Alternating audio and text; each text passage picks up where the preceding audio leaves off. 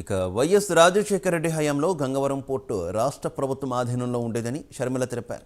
70,000 కోట్ల విలువ చేసే ప్రజల ఆస్తిని 600 కోట్లకి ఆదానికి అమ్మిన ఘనత ముఖ్యమంత్రి జగన్కే సాధ్యమని మండిపడ్డారు.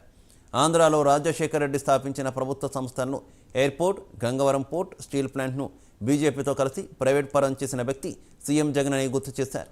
బీజేపీకి వైసీపీ బానిసలా మారిందని దుయ్యబట్టారు.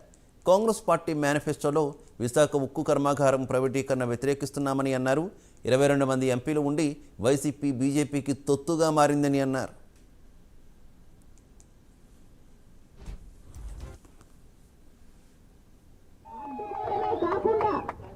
ఈ ప్రాజెక్టు నిలబడడానికి దీనికి కావాల్సిన మైనింగ్ అయనోర్లు కూడా ఏర్పాటు చేయడానికి కాంగ్రెస్ పార్టీ కృషి చేస్తుంది.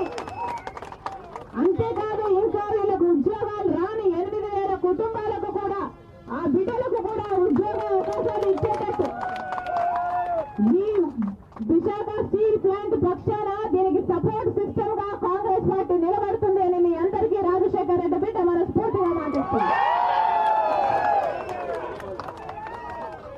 మరొక్కసారి చెప్తున్నా ఈరోజు స్పెషల్ స్టేటస్ రావాలి అంటే కాంగ్రెస్ పార్టీ అధికారంలోకి రావాలి. మీ అందరికీ తెలుసు స్పెషల్ స్టేటస్ ఎంత ముఖ్యమో. ఈరోజు స్పెషల్ స్టేటస్ కనుక మనకు వచ్చుంటే మన రాష్ట్రం ఎక్కడో ఉండేది.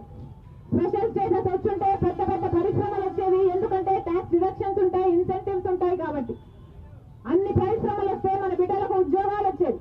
ఈరోజు స్పెషల్ స్టేటస్ గురించి పట్టించుకునే నాదుడే లేదు.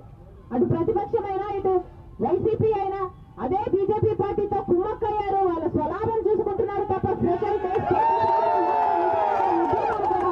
ఎప్పుడూ చేసింది లేదు. వాళ్ళ